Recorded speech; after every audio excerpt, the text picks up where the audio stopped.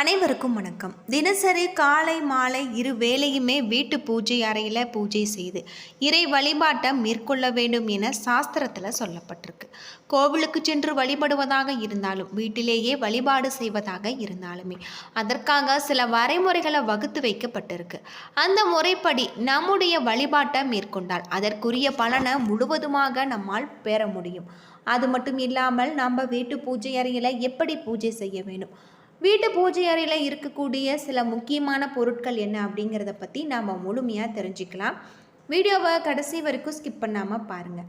நம்ம சேனலை நீங்கள் இன்னும் சப்ஸ்கிரைப் பண்ணலைன்னா மறக்காமல் சப்ஸ்கிரைப் பண்ணிவிடுங்க. வாங்க வீடியோக்குள்ளே போகலாம். உங்களுக்கு நிரந்தரமாக தொழில் இல்லை, தொழிலில் நஷ்டம் ஏற்பட்டு கொண்டே இருக்கு. இந்த மாதிரியான அனைத்து விதமான பிரச்சனைகளுக்குமே நம்முடைய சேனலில் தீர்வு சொல்லப்படுது. டிஸ்கிரிப்ஷன் நம்பர் இருக்குது. இந்த நம்பருக்கு கால் பண்ணி உங்களுடைய பிரச்சனைகளை சொன்னீங்கன்னா போதும், கட்டாயம் ஒரு தீர்வு உங்களுக்கு கிடைக்கும். நம்முடைய வீட்டில் பாசிட்டிவ் எனர்ஜியை அதிகரிக்க செய்யக்கூடிய இடங்களில் முக்கியமான ஒன்று தான் பூஜை அறை.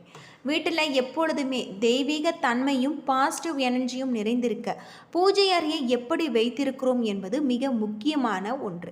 நம்முடைய பூஜை அறையில் எத்தனையோ விதமான சுவாமி படங்கள், சிலைகள் உள்ளிட்ட பலவுமே இருக்கும். அதிலும் நம்முடைய இஷ்ட தெய்வங்கள் உள்ளிட்ட பலவும் நாம் வைத்திருப்போம். ஆனால் சுவாமி படங்களை தாண்டி பூஜை அறையில் கண்டிப்பாக இருக்க வேண்டிய பொருள், வழிபடும் முறைகளில் சில இருக்குது. அந்த முறையில் நம்முடைய தினசரி வழிபாட்டினை நம்ம மேற்கொண்டால் வீட்டில் நன்மைகள் பெறுவதுடன் தெய்வத்தின் அருள் எப்பொழுதுமே நிறைந்திருக்கும்.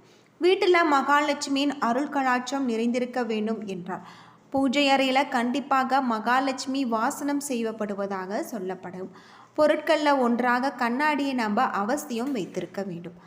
இதற்கு தினமுமே நாம் பூஜை செய்யும் பொழுது தீப தூப ஆராதனைகளை காட்ட வேண்டும். இந்த கண்ணாடி தெய்வீகத்தின் உருவம், அமாவாசை போன்ற நாட்களில் நம்முடைய வீட்டிற்கு வரக்கூடிய முன்னோர்களின் உருவமும் பிரதிபலிப்பதால் அவர்களுடைய அருளும் ஆசையும் வீட்டில் நிறைந்திருக்கும்.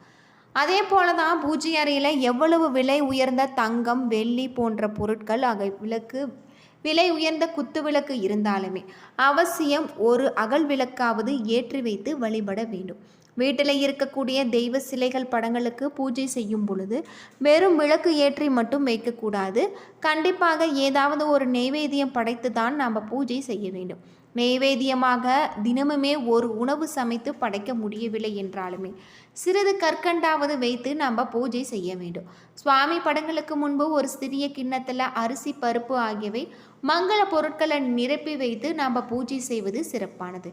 குறிப்பாக விநாயகரின் பாதத்திற்கு அருகில் இந்த அரிசி வைத்திருக்க வேண்டும். இதனால் வீட்டில் எப்பொழுதுமே உணவு பற்றாக்குறை, வறுமை ஏற்படாமல் இருக்கும். பூஜை செய்யும் பொழுது கண்டிப்பாக இருக்க வேண்டிய மற்றொரு பொருள் தண்ணீர். தண்ணீர் இல்லாமல் ஒருபொழுதும் பூஜை செய்யக்கூடாது. பூஜை அறையில் எப்பொழுதுமே பஞ்ச பாத்திரத்தை காலியாக வைத்திருக்கக்கூடாது. சிறிது தண்ணீர், அதில் ஓரிரண்டு துளசி இலைகள் அல்லது ஏதாவது ஒரு மலர் போட்டுத்தான் நம்ம வைக்க வேண்டும். இதுபோல் பூஜை அறையில் வைத்து நம்ம பூஜை செய்யும் பொழுது கட்டாயம் நம்முடைய வீட்டில் இருக்கக்கூடிய அனைத்து விதமான பிரச்சனைகளும் தீரும். சில குறிப்பிட்ட பொருட்கள் பூஜை அறையில் கண்டிப்பாக இருக்க வேண்டும். அவைகள் வீட்டில் இருப்பதால் பொருளாதார நிலை, தெய்வீக தன்மை உயர்ந்து கொண்டே இருக்கும். பூஜை அறையில் நம்ம செய்யக்கூடிய சில விஷயங்களில் வீட்டில் தெய்வ சக்தியை ஈர்த்து வீட்டில் நிரந்தரமாக தங்க செய்யும். அப்படி என்னென்ன பொருட்களை நம்ம பூஜை அறையில் கண்டிப்பாக வைக்க வேணும் அப்படிங்கிறத நம்ம முழுமையாக தெரிஞ்சுக்கலாம். வீட்டு பூஜை அறை என்பது மிக முக்கியமான இடம். ஒரு வீட்டின் தெய்வீக தன்மை, அமைதி, செல்வ செழிப்பு ஆகியவற்றை நிர்ணயிக்கக்கூடிய புனிதமான இடம்தான் பூஜை அறை. பூஜை அறை என்பது தெய்வீக தன்மை நிறைந்ததாக இருக்க வேண்டும். அப்பொழுதுதான் அதில் நேர்மறை ஆற்றல் குடிக்கொண்டிருக்கும். அதன் அதிர்வுகள் வீடு முழுவதும் பரவி அனைத்து விதமான அதிர்ஷ்டம், செல்வ செழிப்பு, நிம்மதி, மகிழ்ச்சி ஆகியவை எப்பொழுதுமே வீட்டில் நிறைந்திருக்க செய்யும். பூஜை அறை இருக்கும் நேர்மறை ஆற்றல், தெய்வீக தன்மைகள் மேலும் அதிகரிக்க பூஜை அறையில் சில குறிப்பிட்ட பொருட்களை கண்டிப்பாக இருக்க வேண்டும்.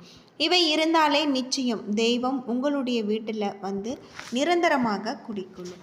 அது மட்டும் இல்லாமல் நாம் வீட்டு பூஜை அறையில் கண்டிப்பாக வைக்க வேண்டிய இன்னொரு பொருள், வீட்டு பூஜை அறையில் எப்பொழுதுமே ஊதுபத்தி, சாம்பிராணி ஆகியவை நறுமணம் இருந்து கொண்டே இருக்க வேண்டும்.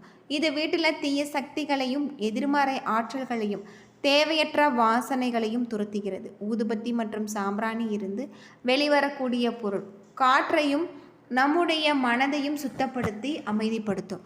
தெய்வீகத்தை உணர முடியும். இதனால் மனம் ஒருநிலைப்படவும் மனம் தெய்வீகத்துடன் ஒன்றி இருக்கவும் வைக்கும்.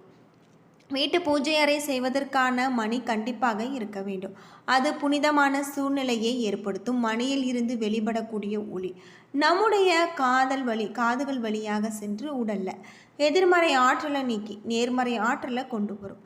தெய்வீக அதிர்வலைகளை வீடு முழுவதுமே பரவ செய்யும்.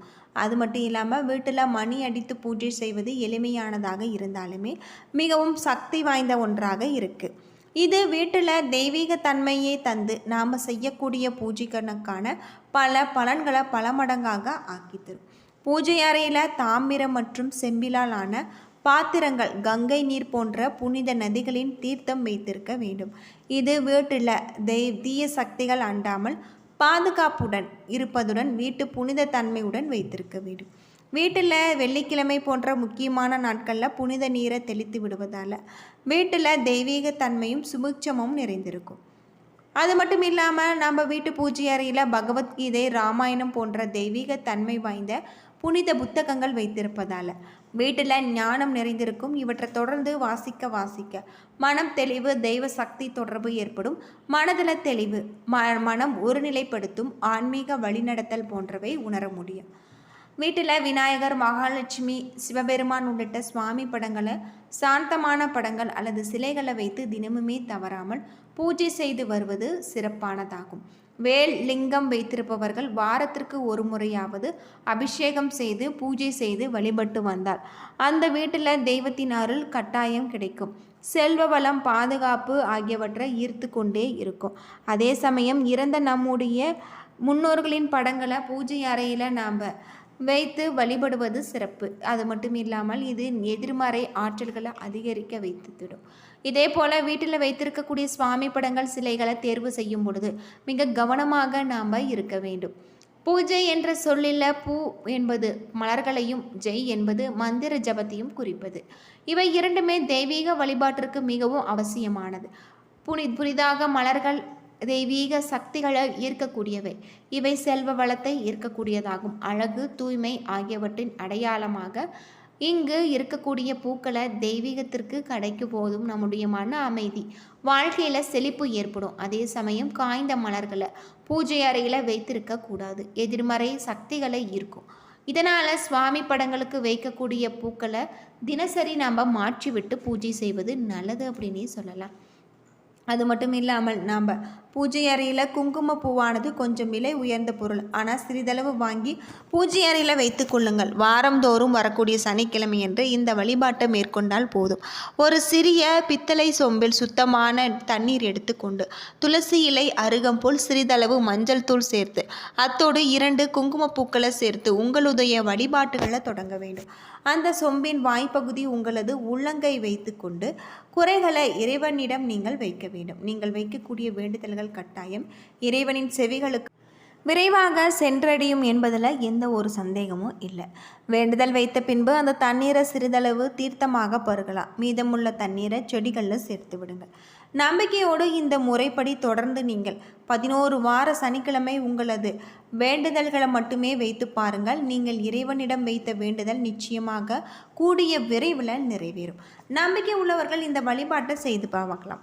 நம்முடைய வேண்டுதல்களை மட்டுமே தான் நிறைவேற்றி தருவது இல்லை, மற்றவர்களுடைய வேண்டுதல்கள் எல்லாம் வேண்டிய உடனே நடந்து விடுகிறது என்ற எண்ணத்தோடு எப்பொழுதுமே இறை வழிபாட்டை நம்ம செய்யக்கூடாது. யாருக்கு எதை எப்பொழுது கொடுக்க வேண்டும் என்பது அந்த இறைவனுக்கு நன்றாக தெரியும்.